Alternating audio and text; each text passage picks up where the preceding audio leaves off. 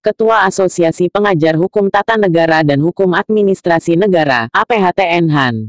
Ketua MK, tahun 2008 sampai tahun 2013. Ketika awal pekan lalu, tanggal 25 April tahun 2017, melalui program talkshow di sebuah televisi berita, saya mengatakan bahwa pengikut Habib Rizik tidak banyak. Muncullah banyak tanggapan melalui media sosial. Meski banyak yang menanggapi positif dan menyatakan sependapat, ada juga yang tidak sependapat dengan pernyataan saya itu. Yang tidak setuju dengan pendapat saya mengatakan, ratusan ribu bahkan jutaan orang yang datang mengikuti aksi damai di Jakarta pada aksi damai 411 dan 212 adalah fakta bahwa pengikut Habib Rizik sangat banyak. Tapi bagi saya sendiri jutaan orang yang ikut aksi 411 dan 212 bukanlah pengikut Habib Rizik, melainkan orang-orang yang menumpang untuk ikut melakukan protes. Bahkan saya meyakini, pada umumnya pengikut kedua aksi itu adalah warga NU dan Muhammadiyah. Bagi saya, tidak mungkin massa sebanyak itu bisa terkumpul jika bukan dari warga Muhammadiyah dan NU. Saya kenal dengan gitu banyak orang NU dan Muhammadiyah yang ikut aktif menggalang aksi itu. Bahkan nama dan foto-fotonya terpampang di media massa. Ada yang menyang, bukankah PBNU dan PP Muhammadiyah sudah jelas menyatakan tidak ikut ambil bagian dalam aksi-aksi itu? Saya pun menanyakan juga kepada sebagian dari peserta aksi itu dan mereka menjawab, meskipun dirinya orang NU atau Muhammadiyah, mereka ikut aksi bukan sebagai warga Muhammadiyah atau NU. Mereka ikut aksi itu dengan memakai baju sebagai anggota organisasi lain seperti anggota majelis taklim, anggota kelompok arisan, anggota keluarga alumni satu sekolah, pengurus-pengurus yayasan, bahkan sebagai muslim perseorangan. Bahkan saya juga mendapat banyak kiriman swafoto dari kolega-kolega, bekas mahasiswa, keluarga, dan kenalan-kenalan saya yang bekerja di kantor-kantor pemerintah maupun swasta dari seluruh Indonesia seperti jaksa, hakim, dokter, dan artis yang diambil dari arena aksi 411 dan 212. Mereka memakai baju koko atau hijab putih dan bersuafoto ria dengan latar belakang Masjid Istiqlal dan Monumen Nasional, Monas.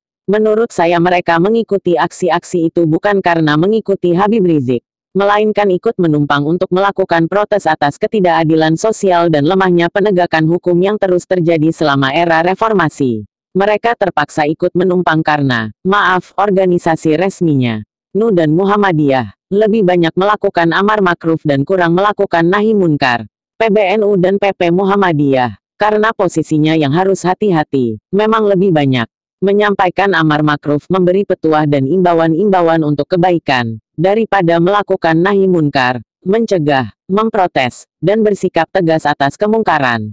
Nah, orang-orang yang mencari saluran untuk melakukan protes dan nahi munkar, itulah yang ikut kegiatan insidental, bukan sebagai peserta tetap, aksi-aksi yang digalang Habib Rizik.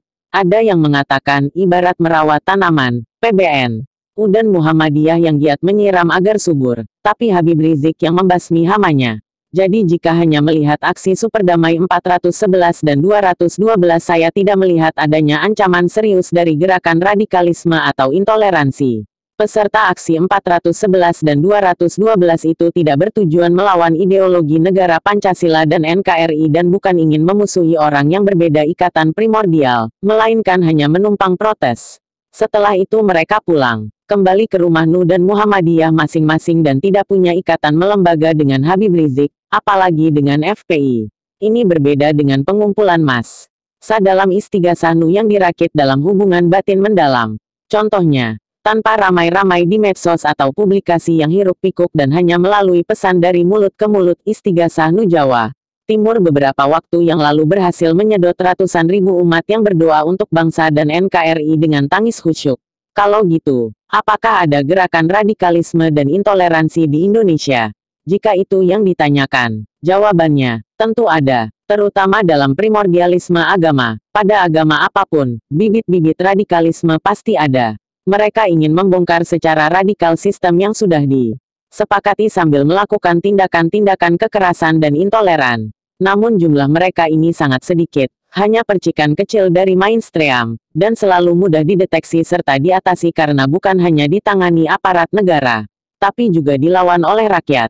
Banyak orang yang terjebak ikut aksi insidental kaum radikal dan intoleran karena kaum radikal dan intoleran yang sedikit itu menggunakan isu ketidakadilan kesenjangan sosial ekonomi, merajalelanya korupsi, dan kemiskinan untuk melakukan aksi-aksi protes.